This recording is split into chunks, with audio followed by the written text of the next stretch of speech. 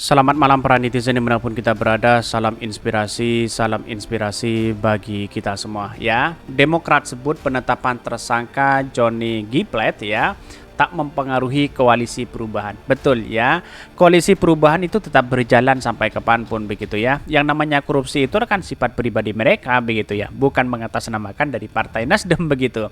Jadi saya rasa perkembangan dari politik hari ini kepada Anies Baswedan dampaknya mungkin orang berspekulasi, wah ngapain kita harus dukung koruptor sana sini kan begitu ya. Tetapi saya rasa bahwa di koalisi perubahan tetap santai-santai aja begitu ya, dalam artian bahwa tetap ya tidak ada pengaruh koalisi kepada koalisi perubahan tersangka seperti ini tidak ada ngaruhnya kepada koalisi perubahan begitu. Ya, karena apa? Karena di satu sisi yang namanya korupsi itu bagi mereka ya sudah biasa sebenarnya begitu kan. Bahkan karena ini menjadi budaya yang namanya korupsi kan memang musuh kita bersama begitu ya, siapapun orangnya begitu. Tetapi melihat dari koalisi perubahan tetap solid begitu kan ya, bisa saja orang sekarang itu berspekulasi bahwa bisa saja terzalimi dan sebagainya begitu. Memang ya, karena memang arahnya politisasi ya, politis dan sebagainya, apa yang disampaikan banyak pengamat begitu bisa saja itu terjadi begitu. Tetapi kita tunggu saja buktinya seperti apa. Kita lihat ya begitu ya, komentar-komentar netizen seperti ini. Ini komentar-komentar netizen yang Demokrat mengatakan bahwa penetapan tersangka Johnny G. Plate tak akan mempengaruhi koalisi perubahan. Betul ya. Risiko sebuah perjuangan ya, barakallah Pak Anies ya, tapi yang dipaparkan Profesor Denny Indrayana ternyata terbukti 10 langkah menjegal Anies bisa dirasakan oleh rakyat. Bisa saja terjadi begitu ya. Harus terlihat kuat Mas ya, meskipun kaki sudah goyah ya ini. Bahkan Pak Surya Paloh mengatakan sendiri bahwa ya kita harus hormati proses itu begitu kan. Kita harus yang lain juga diperiksa juga. Katanya begitu ya. Ini kan memang banyak pro dan kontra begitu. Semoga tidak bubar. Ini saya rasa tidak bubar begitu. Ngapain bubar begitu ya?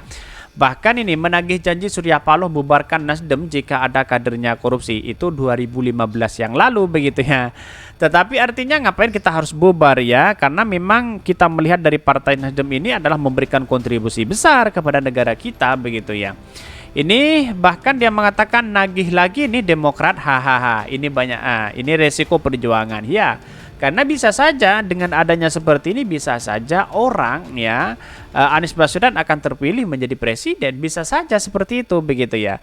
Karena orang-orang akan melihat wah benar ya bahwa Anies Baswedan dijegal dan luar biasa begitu ya dengan narasi-narasi yang dibangun oleh mereka. Padahal ini yang biasanya yang menetapkan korupsi itu kan OTT itu adalah KPK begitu. Ini kan kejagung begitu ya. Artinya ya kalau memang ada alat bukti itu ya saya rasa nggak apa-apa karena memang ini adalah sekelas menteri begitu ya.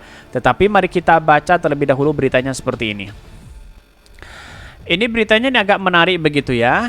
Demokrat penetapan tersangka Johnny G. Plate tak mempengaruhi koalisi perubahan. Betul ya.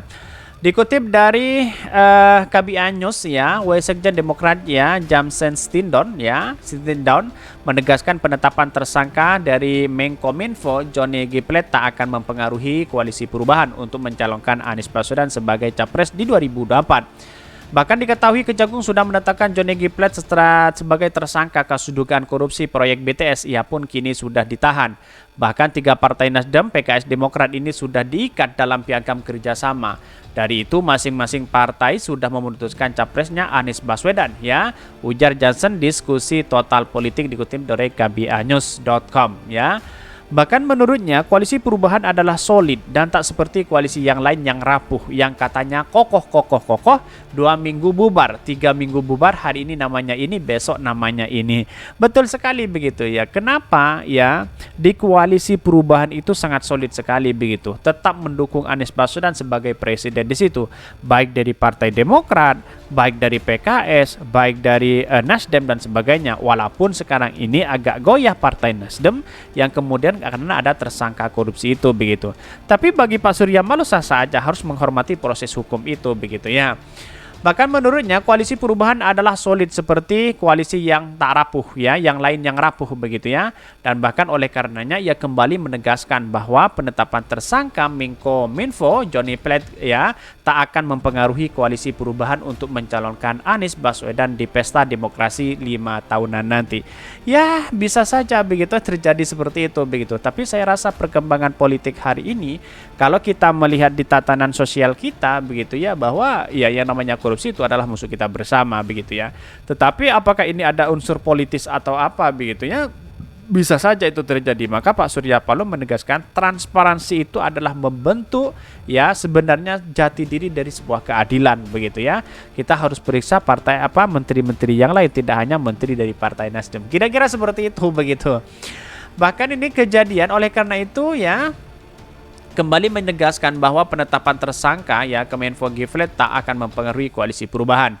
Kejadian Bang Joni ini tidak akan mengganggu sedikit pun kalau tidak dikaitkan dengan pencapresan Anies. Tetapi memang itu tadi ya, apakah ini jadi bahan pikiran. Namun yang pasti ya lanjut ya, atas kasus ini para buzzer dan pembenci Anies akan senang dan juga mendengungkan bahwa Anies didukung oleh partai yang isinya koruptor. Saya kira Pak Surya Paloh sudah menjawab apakah akan mempengaruhi elektabilitasnya Anies, ya pasti ada. Apalagi buzzer-buzzer di luar sana ya sudah pasti akan keluar tuh ya Anies didukung oleh partai koruptor katanya begitu ya. Ini banyak sekali pro dan kontra di luar situ begitu kan. Bahkan Anies didukung oleh partai koruptor dan sebagainya. Bahkan para cebong dan buzzer sudah memberikan satu statement yang luar biasa di media sosial begitu. Padahal ya bisa saja Anies Baswedan diuntungkan dan bisa saja narasi-narasi yang dibangun mereka atas rasa dipolitisasi atau terzalimi begitu ya. Bisa saja seperti itu begitu. Karena apa? Karena kita melihat bahwa sebelum jauh-jauh hari sudah Denny Indrayana profesor itu mengatakan bahwa 10 langkah atau bisa menjegal Anies Baswedan. Di antaranya bisa terbukti hari ini begitu ya. Ya inilah yang kemudian sangkut pautnya dengan proses pencapresan ini. Bisa saja itu terjadi. Bisa saja si Joni dikorbankan di situ ya. Bisa saja Anies Baswedan juga jadi tersangka. Begitu kan logika kita begitu ya. Jadi selama ini wah ini sangat gampang sekali kekuasaan yang dimainkan begitu ya. Dalam artian bahwa karena mungkin orang-orang pejabat-pejabat hari ini baik dari menteri-menteri sebelumnya atau para DPR dan sebagainya mungkin bisa tersandra dengan itu begitu. Karena kalau kekuasaan kita merilis ya dengan kekayaan mereka, kok ini ada yang menyimpang, ada yang ini bisa ditelusuri itu begitu. Sangat mudah sekali. Maka Pak Mahfud mengatakan jangan halang-halangi proses ini. Kejagung harus hati-hati apakah ada unsur politisi atau apolitis atau apa begitu ya. Tetapi kata Pak Mahfud dengan 2 alat bukti kan sudah cukup. Kira-kira seperti itu begitu. Jadi artinya selama ini kita harus proses benar-benar proses apa sih sebenarnya ya, apakah dugaan korupsi ini adalah yang 8 triliun mengalir kemana, kan begitu logika kita begitu. Mungkin itu yang kami sampaikan. Tonton terus channel Hodari Podcast Rakyat ini kan ada berita-berita menarik dan viral setiap harinya. Salam para netizen, salam inspirasi bagi kita semua. Jangan lupa di subscribe channel YouTube Hodari Podcast Rakyat ini.